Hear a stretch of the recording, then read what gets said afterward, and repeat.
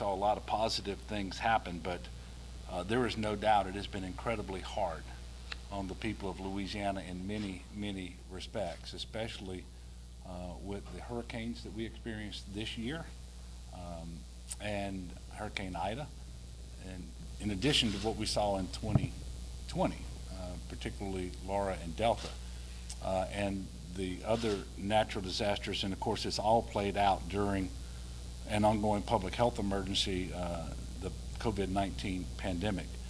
And it seems to me and to many Louisianans that these challenges have been continuous, they have been numerous, and quite frankly, they've been overwhelming and to some degree exhausting. I am well aware of that, and our people are understandably tired. But we have made progress from where we started at the beginning of the year on many, many fronts. We have a lot to be thankful for, and that's always the case, although we have a long way to go in terms of our recovery from hurricanes, in terms of this pandemic. But I do want to say that I am gratified that today our numbers are about the best that they've been since the pandemic started. And you know, it was just 1 year ago this week that the first shots were administered to healthcare professionals and to nursing home residents. If you're like me, you can remember very clearly just how hopeful you were on that day.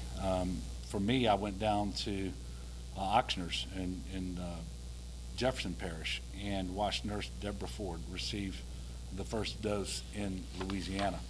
A year later, the vaccine is now available to everyone in our state 5 years of age and older, and 2.29 million Louisianans have been fully vaccinated. That's right at 50%. About 57% have initiated their vaccination series. And I'm happy to say also that 544,000 booster doses have been administered as well. That's critically important. I'll get more into that in just a moment. But just like we're not where we want to be overall, we're not where we want to be on vaccination and boosters either. A year ago today, we reported 3,269 new cases as we were going into the week of Christmas. Today, we're reporting 1,025. A year ago today, we had 1,584 people in the hospital with COVID-19. Today, we have 196. Now, you all have been covering this the whole time, so you know that our progress hasn't been even over the course of the year. Our numbers haven't been improving the whole time. At the end of the summer, particularly in the August timeframe, the Delta variant caused the worst surge in cases and hospitalizations that we had seen since the start of the pandemic. The positivity rate on tests administered reached 19%. Today it's 2.1%. I just told you we have 196 people in the hospital today. We had over 3,000 on one day in August. We've had more than 500,000 COVID infections in Louisiana over the course of 2021, and we've lost over 8,000 of our fellow Louisianans in that time period. In total, since the outset of the pandemic, we've lost just shy of 15,000, 14,918 of our brothers and sisters. And sometimes, you know, we talk about numbers and as if they're not real people. All of these are mothers and fathers and aunts and uncles and children. They're our neighbors. And so it is my fervent hope that we won't see the same post-holiday surge coming out of this holiday season that we saw last year. But as has been the case since the outset of the pandemic, but particularly once the vaccines became available, that's going to depend on us and what we do or what we don't do. So if you're not yet vaccinated, please take the time to speak to your doctor or other medical professional so that you can get the reliable information that you need to make the decision to be vaccinated, to protect yourself, your family, your coworkers, your community. And if you're eligible to get your booster dose, please get that taken care of as soon as possible. And you're eligible for a booster if you're more than 2 months past your Johnson & Johnson vaccination, or you're 6 months or more after your second shot of the Moderna or Pfizer vaccines. Only 25% of Louisianans who are eligible for a booster shot have actually received their boosters.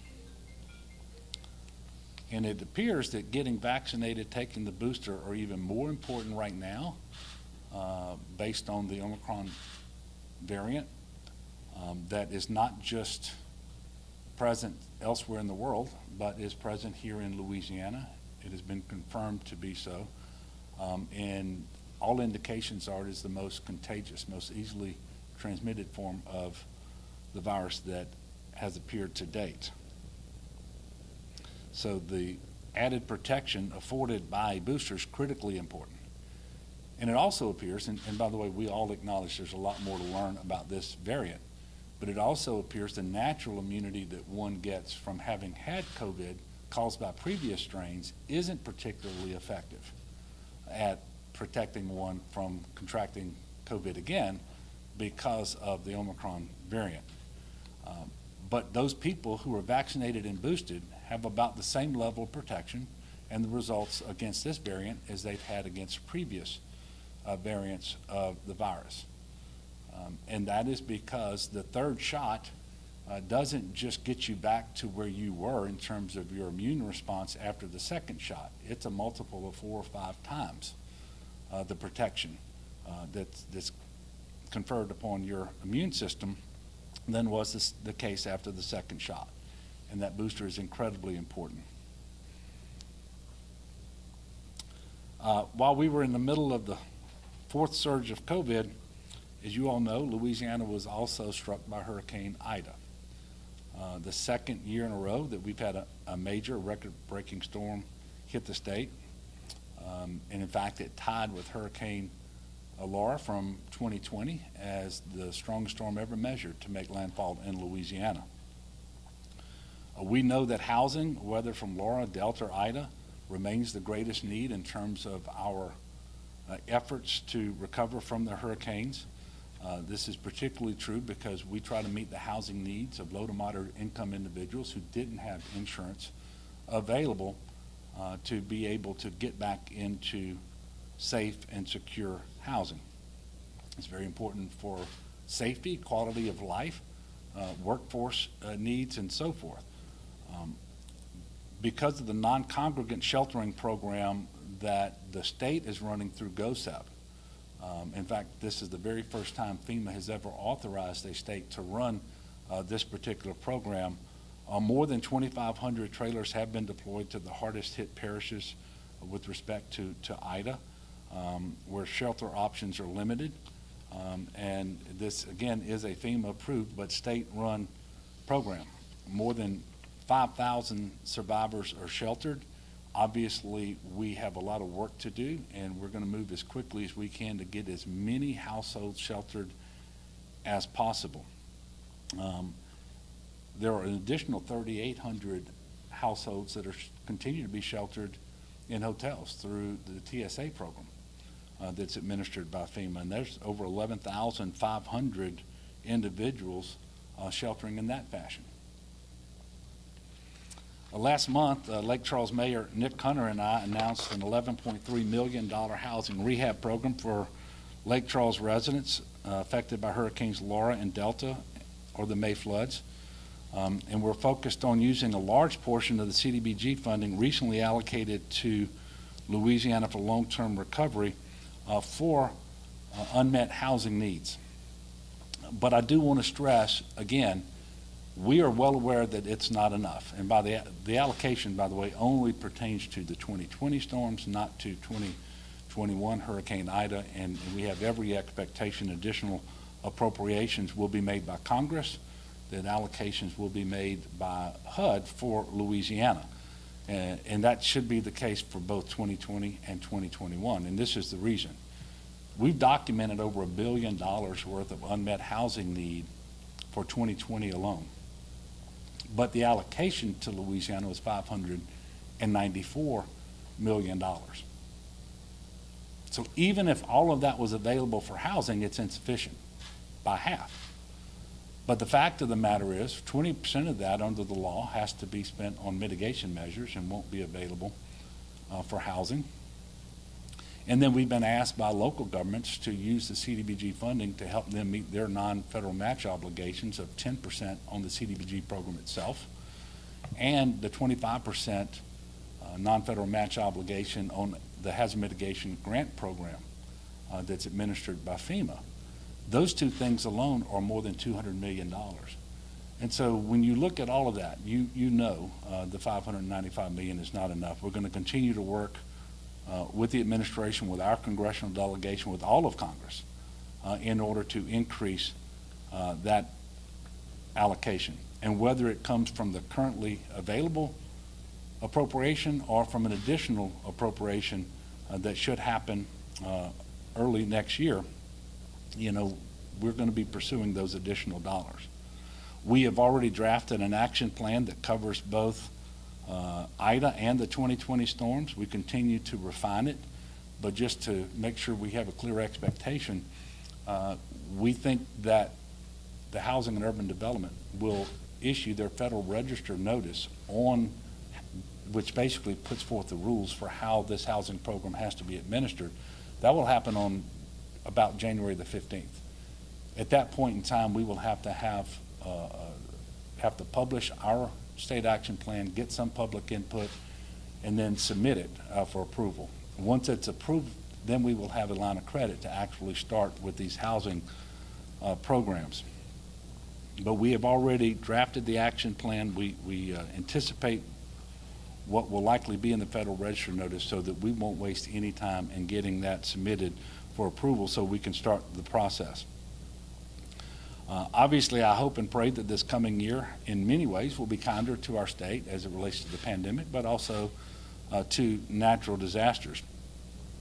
But if the recent past, I'm talking like over the last 10, 15 years, is any indication, we know that the severity and frequency of these natural disasters is increasing. That is why I established the Climate Initiatives Task Force a couple of months ago. I traveled to Scotland for COP26. I think the official name was the 26th United Nations Climate Change Conference of the Parties. On that trip, I had an opportunity, and by the way, I traveled with folks from economic development, from natural resources, from our Climate Initiatives Task Force, and our resiliency efforts here in Louisiana as well. But we had an opportunity to meet with governmental leaders from all over the world, with private sector individuals, again, from all over the world, but particularly involved in the clean energy sector. And we were able to make meaningful progress, I believe, in making sure that the world knows Louisiana is going to remain an energy leader in the decades to come, just as we've been over many decades going back into the past. We understand that the world market has changed. There is an energy transition in process, and we're going to participate in that.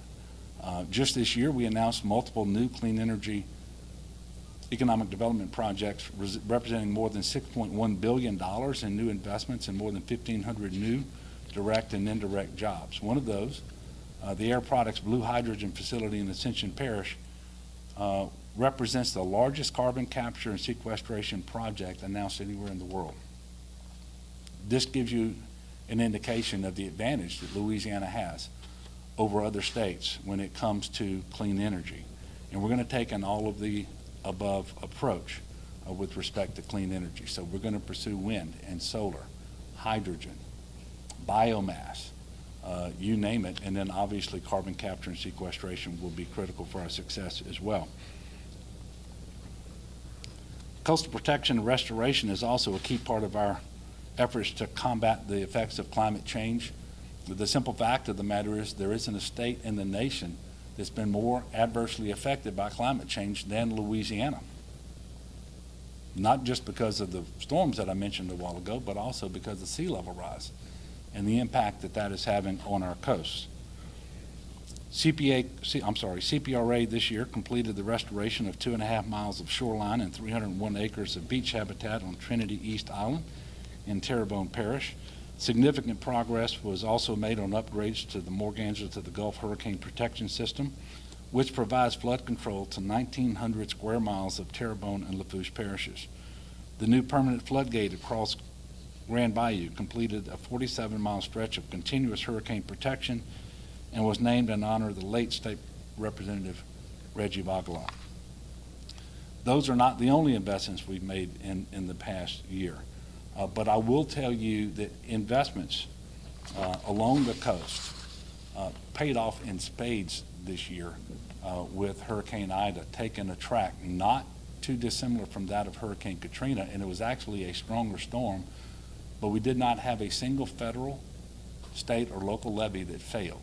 We had a few backwater levees that overtopped, but the protection of life and property, both residential property and commercial property, was just excellent.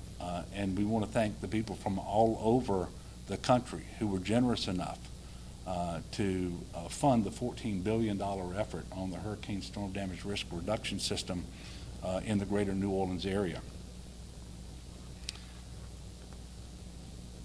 Despite the ongoing disruption of the pandemic and the second direct hit from a major hurricane in as many years, LED landed 34 project wins totaling more than $20 billion in new capital investments.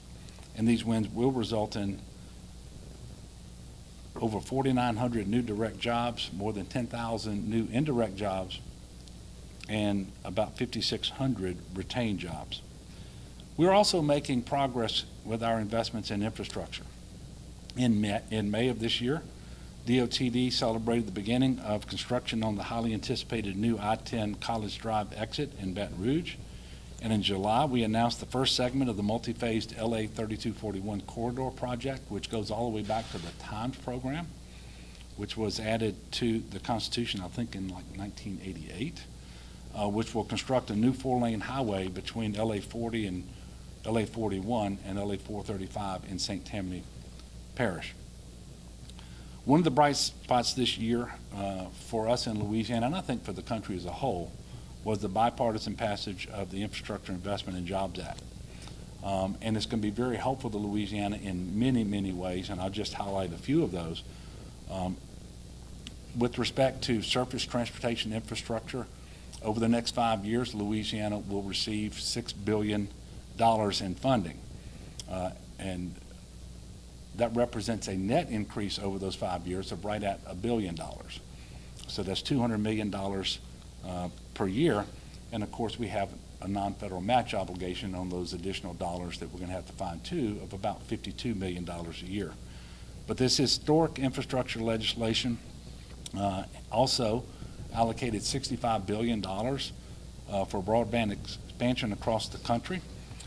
For Louisiana, this will result immediately in an additional $100 million for this purpose, and there will be additional financial resources made available to us out of that remaining fund once the FCC completes its mapping process. And in fact, we believe that there will be several multiples of the $100 million more that's available to us.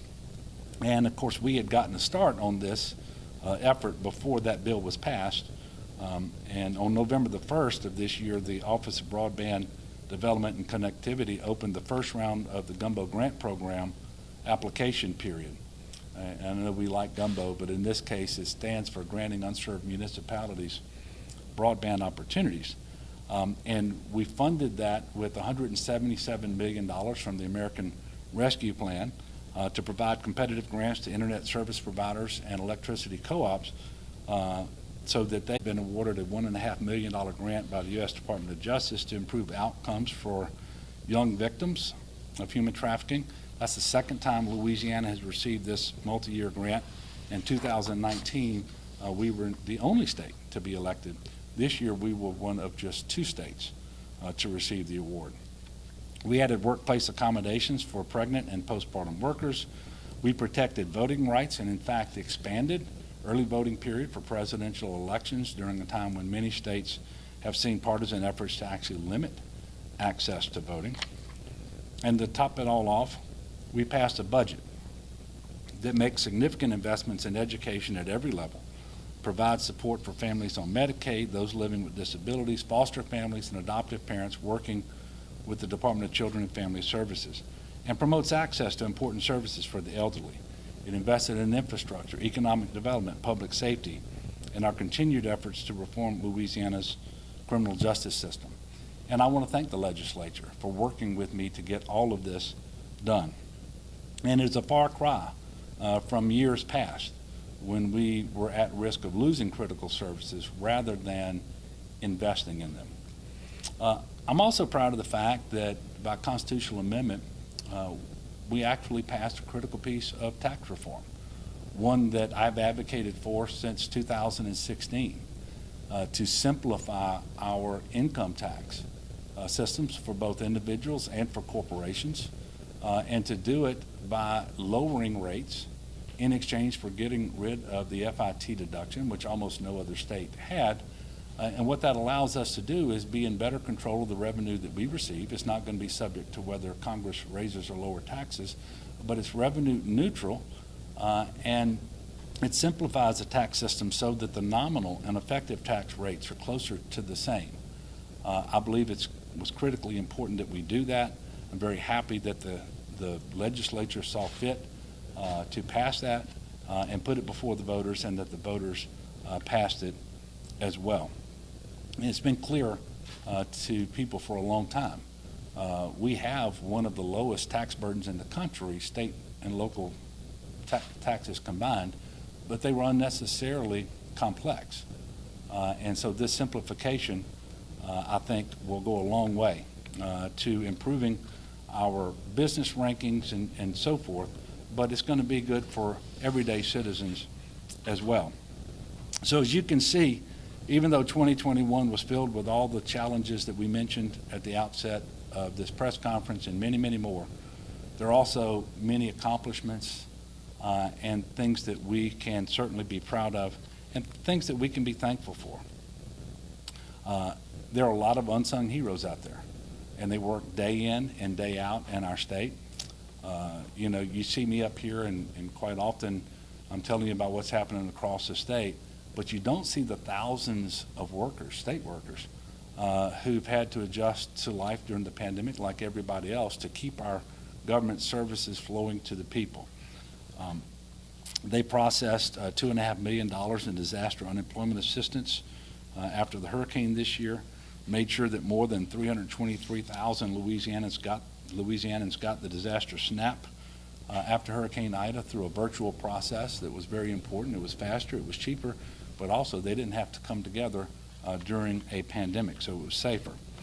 State workers made sure bridges and water systems were safe for you and worked hard to make sure that COVID vaccines were going where they needed to go and the public knew how to get them. They've helped support adoptions across Louisiana, and thanks to the hard work of the DCFS staff and numerous other partners across the state, 470 families this year were able to adopt 612 children and youth from the foster care program. They kept elections running, even during natural disasters. They made sure people can have access to health care coverage. They worked to keep our children, the elderly, and our veterans safe. 8,891 servicemen from 17 states and territories and members of Louisiana's own National Guard were deployed here in Louisiana to support our preparation for response to and recovery from Hurricane Ida. In addition, the National Guard has supported our COVID response, including testing and vaccine sites. And on any given day, they're administering north of 1,000 vaccines and conducting hundreds of tests all across the state of Louisiana.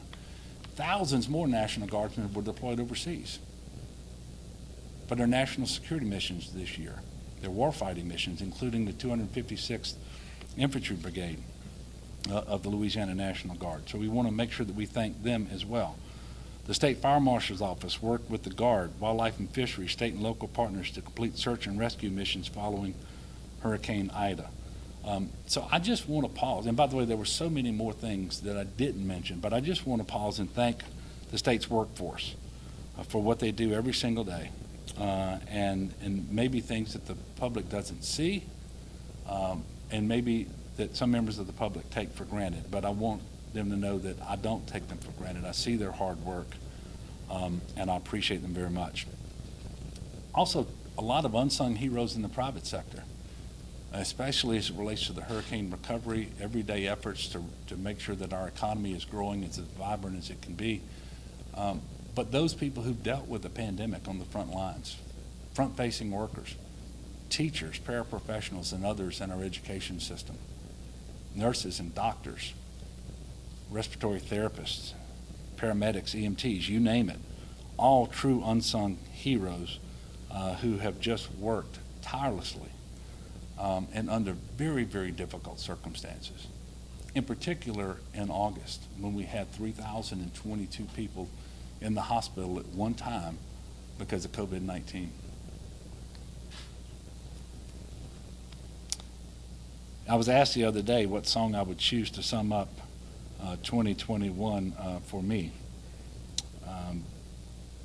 And, you know, I because of the pandemic, the natural disasters, all of the challenges, but also because all of the blessings, everything that we have to be thankful to. The song that's on the forefront of my mind is actually my favorite hymn, How Great Thou Art, because God is great, and He's great all the time, in times of challenge and trials, but He's also great with His blessings. And I know that He's going to be great for us in 2022 as well, and I take great comfort in that. But I do ask everyone to join me in praying and working to make 2022 a better year for our state. Before I take questions, I'm going to do that here in just a moment, a little personal privilege, because I think after 22 years of working in the AP, Melinda's last press conference is today, before she takes her new role at PAR. I believe she's covered, 4 different governors? I suspect that there were more press conferences in my administration than all the others combined because of everything that's been going on.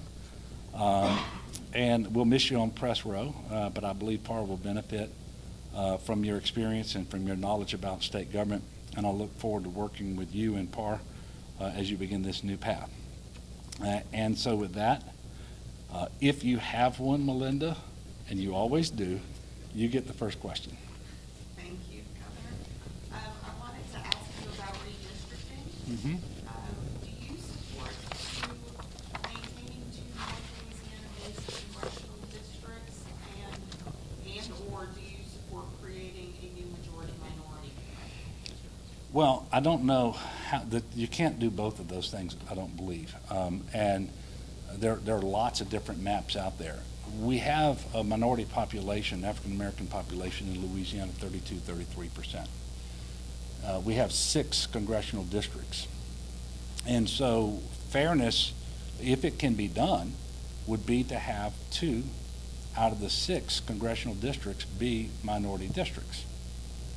That would be 33% of the districts. Depending on where those populations are located, it can be very difficult or not in order to draw those maps that work. But obviously, if we want to talk about fairness and making sure that the maps reflect the reality of what the situation is on the ground, that should certainly be our goal. And I'm hopeful that we're going to be able to get there, that people will agree that that's the right thing to do. If we do it, of course, I don't know that we can have the 2 North Louisiana districts continue to look like they do, because it would be a major reworking of the map. Yes, ma'am. Sir, do you believe that the Lafayette City Court judge should resign after using racial slurs in the video? Well, the answer is yes. And I know that the judge has taken a period of unpaid leave to reflect on what her next move should be, and I believe she has all but acknowledged that the words uttered in that video were hers. And quite frankly, there's no place for that kind of language, especially among members of the judiciary who have the most important role in administering justice in our state. And there's a practical problem too. I believe that you would see perhaps all, if she were not to resign, perhaps all of the litigants before her who were African American would seek her recusal. And I'm not sure that she has a valid basis for denying that recusal. And so there is no efficient administration of justice if she stays on the bench. So it would be my hope that this period of reflection that she's going through will lead her to that same conclusion. I believe she should resign. I hope she will conclude that for herself. Yes? Governor, the Attorney General filed a suit yesterday challenging your the rule acting the COVID-19 vaccine school shots list. Did he? That's right. Okay. Wanted to get your reaction on that, but also I wanted to ask, there may be other states, but California has obviously moved forward with this, putting it into statute. Louisiana is doing it differently with a rule. I guess, why, is there something about your experience as governor in this pandemic that really, pushed you to do this as soon as you could, to get this in the school shots list as soon as possible? Or why do you think Louisiana sort of seems to be leading the way on this?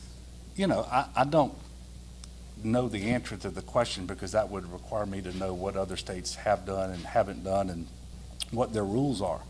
I will only tell you that we're in a public health emergency, a pandemic caused by a highly contagious virus that results in a disease that causes severe illness and death in lots of people. I just gave you the numbers. We know that for the last 6 months or so, at least 25% of all of our cases have been among children below 18. We know that 19 of those children have died. We know that hundreds more have been in the hospital, in ICU, many with multi-system inflammatory syndrome for children. And so they're also a huge contributor to transmission in Louisiana to people who are actually more vulnerable than they are, even though they are vulnerable too, as evidenced by the numbers I just gave you. And so to have, and when you say we did something as soon as possible, we talked about this from the time the vaccines were announced, that if and when FDA approved them, then they would be added to the schedule of vaccines, just like other vaccines have been added over decades, by the way. And there's not a different process that was followed here over decades. And where would we be today with respect to measles and polio and so many other things if this had been the response of so many people at that time?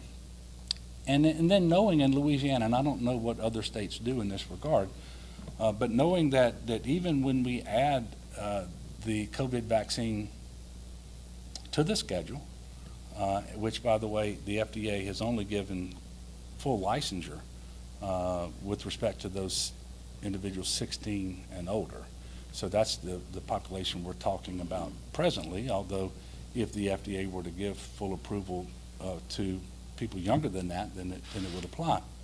But knowing that parents and guardians ultimately make the decision, because if a doctor indicates that in a particular child the vaccine is contraindicated, or if a parent opts out for any reason, don't have to state a reason, then that child will be allowed to attend school without having to be vaccinated.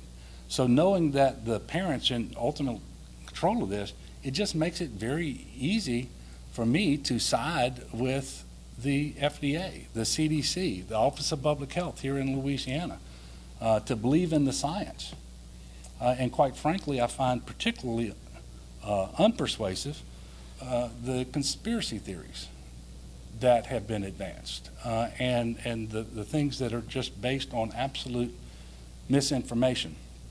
And I hope that if there's one thing about the way that I have tried to manage this pandemic, that has guided me throughout and will continue to guide me is that absent a compelling reason to do so, I try to follow the science and the recommendations of the public health experts, because this is a public health emergency. And so that's the reason I've done it. With respect to the litigation, obviously, I'm not surprised.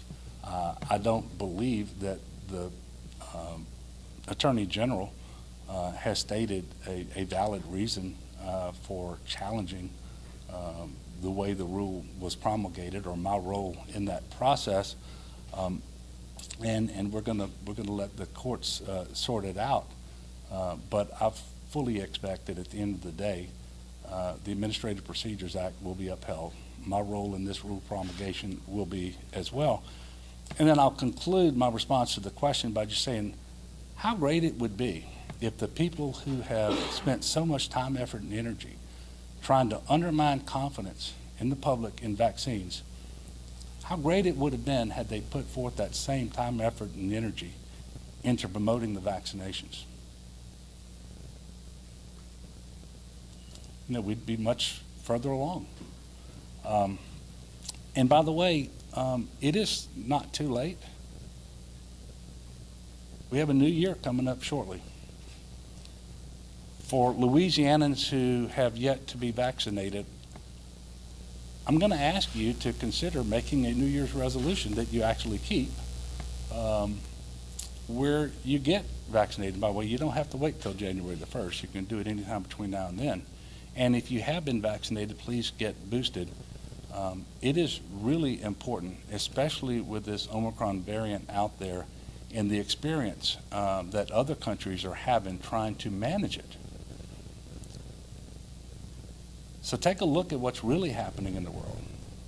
Try to get your information from reliable, trusted sources, and go talk to your own doctor about this. But ultimately, we're all going to be much better off, and this pandemic will be over when enough people are vaccinated and boosted. That's the way through. Anything else? Yes, ma'am. In terms of the federal money that we have left unspent in the pandemic money, that it's about $1.3 billion or so, do you have ideas for how you would like to see the legislature allocate that money? Yeah, and by the way, I think you can go back. Last year, we announced what we wanted to do with all of the money, but we were going to phase it in over 2 years. And so the expenditures would remain consistent with the half. We incorporated about half of it last year, half of it remains. And you would see the money go to water and sewer systems again, some of it to transportation. You're going to see the additional allocation that would make up the $177 million for broadband. We did not put enough in the unemployment insurance trust fund last year because that balance really needs to get to $750 million by September in order to avoid a tax increase on all employers who pay into that system. So that's something we're going to have to look at again this year to make that happen. But it's a blessing to have that $1.4 billion, and I think it's closer to 1.4 than 1.3. But the priorities will remain the same from the administration's perspective, and we look forward to working with the legislature because at the end of the day, that's the way we were able to get the money incorporated into the budget last year and the things that it went for. I think you saw today, and you can use the funding, by the way, to replace lost revenue. Sorry about that. I do have 3 dogs, but that was not one of them. No. But I think you saw this morning at the Bond Commission an agreement to incorporate $27 million of American Rescue Plan funds that are available. And by the way, one of the things we did last year was promote tourism too, to go to the Superdome to meet half of the state's obligation of $54 million. The other half will come from capital outlay that will go towards the $450 million Superdome renovation, which is incredibly important for our state and something that the Saints are putting up 1/3 of the money, $150 million, and the remainder is going to come from LSED. But this is important for the state in order to keep that venue competitive for Super Bowls and on track, by the way, to be renovated in advance of the scheduled Super Bowl, but also to get the next long-term lease deals with the Saints and so forth. So I'm very pleased that the Bond Commission was able to move that forward today, but that incorporated some American Rescue Plan dollars, and I wanted to just make sure that you were aware of that. Yes, ma'am. So given everything that's happened to us this year, what do you think is the biggest challenges that will be facing our legislators in the next session? Yeah. Well, there are always challenges, and some we make for ourselves that we don't have to have. One of the things, quite frankly, that's going to be tough is just managing expectations, because there are a lot of wonderful things happening, but our resources are not unlimited, and resources quite often have strings attached to them. You can't use them for any purpose that you might want, and so making sure that we make the wisest possible investments with the funds that are going to be available to us from multiple sources so that we have long-term transformational impact on the state of Louisiana, I think is going to be the biggest challenge, but it's also the opposite side of that coin. It's the biggest opportunity that we have as well, because we have surplus from last year, and as you know, there's strings on what you can do with that, but all of the permissible uses are really good for our state. We believe that we will have excess in the current year that can help with these investments. We just talked about $1.4 billion left in American Rescue Plan money. We talked about the Infrastructure Investment Jobs Act just a while ago. So we're going to have lots of opportunities to really transform our state and make critical investments in things that improve people's lives and allow for a more robust economy, a diversified economy, and I think the infrastructure piece here could be really, really critical to setting our state up for success that we haven't seen thus far. But we're going to have to be smart in how we do it, and we also have to manage expectations, because we still can't do everything for everybody, and you certainly can't do it at the outset. So for example, people saw the announcement that because of the Infrastructure Investment and Jobs Act, the state of Louisiana was going to receive $6 billion over the next 5 years for surface transportation infrastructure, roads, bridges, ports, airports. That's true. We were going to get $5 billion of that anyway. And so the additional resources we have there are $2 billion that are going to come to us. There's a $52 million match each year that we have to find for that $200 million increase. But there are other opportunities as well. And in putting together competitive grant applications to go after the other billions of dollars available for infrastructure is going to be incredibly important. And so working with the legislature, finding the match that we're going to need, making sure that we can advance competitive grant applications on projects and have the flexibility to move the money where it needs to go, but also where the rules allow it to go. And that's easier said than done, but I look forward to being able to work with the legislature to get that done, because I think at the end of the day, our goals are all the same on that. Yes, sir. 2020, we also saw the first veto session in Louisiana history, likely. Where does your relationship stand with House Speaker and Senate President going into the new year? Well, I wish the Speaker a Merry Christmas yesterday. No. Look, the relationship is fine. At the end of the day, we did have the first veto override session. There were 44 bills vetoed and multiple line items vetoed in the appropriations bill and some in capital outlay too. But there were no vetoes overridden. So I end the year just fine. My relationship is great with them, and it's going to continue because it's really important that we have the best possible relationship so that we are communicating. Because where I find that sometimes we get crosswise is it's not because we have differences of opinion, it's because we're not communicating enough and we sort of assume things about where the other wants to go. And certainly that doesn't answer for all of the challenges, because sometimes there are going to be real differences of opinion. But if you're communicating, you can work through those too. And so I'm going to continue to work with President Cortez and Speaker Scheck-Snyder and all the other members of the legislature in the year to come. Last one. Yes, ma'am.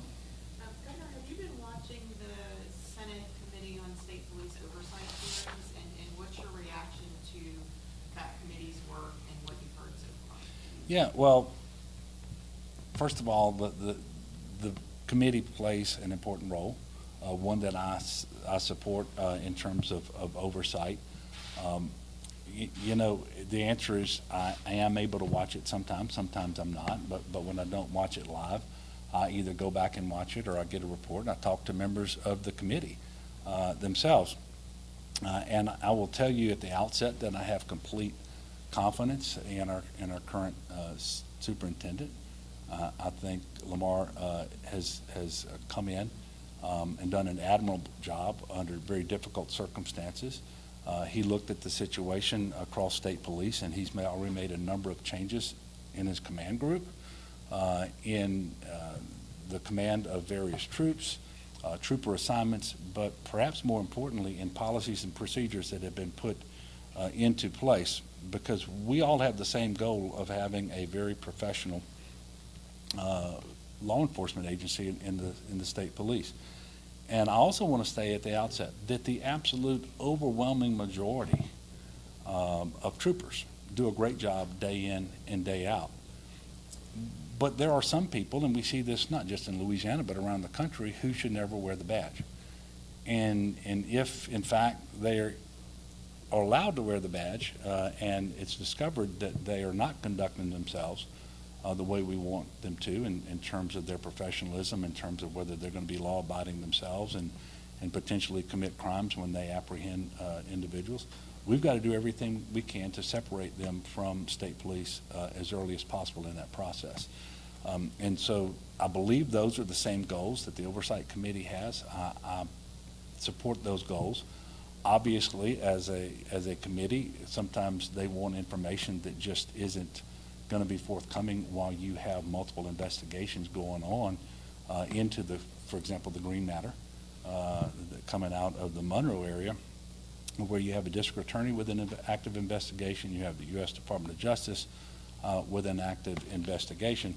And it's not because there's a desire to withhold information. It's just not possible to share all the information that you have with all of that going on. But I suspect in due time that everything will be known, and whatever corrective actions that need to come from that, I think we're going to find have already been taken. And of course, we wait to see what the result's going to be of the investigations. All right, so I think that's it. Obviously, this is the year-end press conference. We don't have another one scheduled before the end of the year. But the way things have gone in 2021, there's a good chance that we'll be calling one at some point to discuss something. I hope not. And I hope that the next time I see you is in 2022. I will just ask the state to join me in praying and working for a much, much better 2022. And between now and then, I do want to wish everyone a very blessed Christmas, a happy holiday season, and I hope you're as optimistic about our state as I am going forward, and the opportunities that we have to really come together and make transformational change out of the investments that are certain to be coming. I look forward to working with the legislature, with local government, and the people across the state of Louisiana to maximize those investments so that we get the biggest possible return to the state over the coming decades. So with that, we will conclude, and I want to thank you again for continuing to cover all of the important news going on, especially around hurricane recovery and the pandemic. Thank you.